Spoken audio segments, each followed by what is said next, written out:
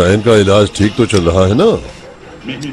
हाँ हाँ, हर महीने चेकअप के लिए जाता है। ठीक है ठीक है, चेकअप करवाते रहना चाहिए। बिरजू, बिरजू होश में रहा करो तुम। बेटा देख कर रखा करो, इतनी बड़ी हो गई हो तुम। ऊपर जाओ जल्दी, जाओ। आजीज आ गई हूँ तुमसे। अरे कोई जानबूझकर थोड़ी गिराया है मेरी बच्ची ने, उसके हाथ से छूट गया था। उठो उठो उठो उठो उठो, नेमत इसे ऊपर लेके जाओ फौरन। उठो फौरन, चलो। आयशा से कहो इसे साफ करे। चलो आ जाओ मेरे साथ ऊपर चलो।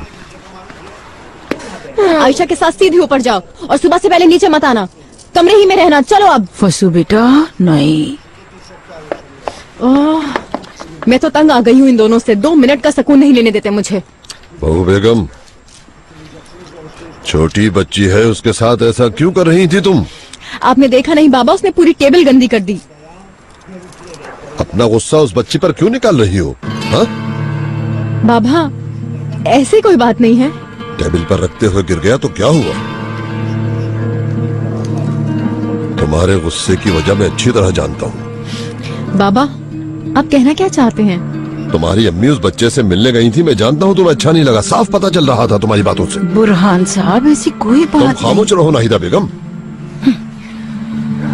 इन्हें कहीं जाने के लिए तुमसे इजाजत लेनी होगी, या फिर मैं तुम्हें बताऊंगा पहले से। नहीं बाबा। क्या? ये अहमद का बेटा इतना अहम क्यों हो गया अचानक हमारे लिए? अल्लाह अल्लाह, अहमद क्या मेरा बेटा नहीं था? आपने तो उसे आग कर दिया था। आप ही ने तो कहा था कि अहमद नाम का कोई बेटा नहीं है आपका। दोबारा बेटा बना लिया, तुम्हें क्या एतराज?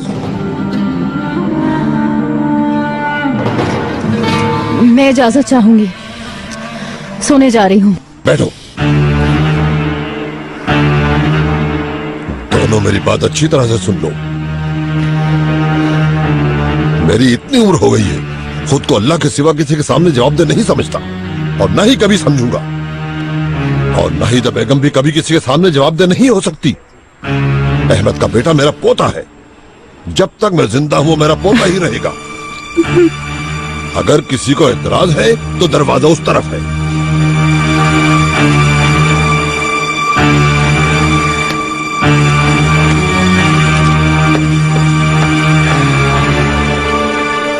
अली कमान,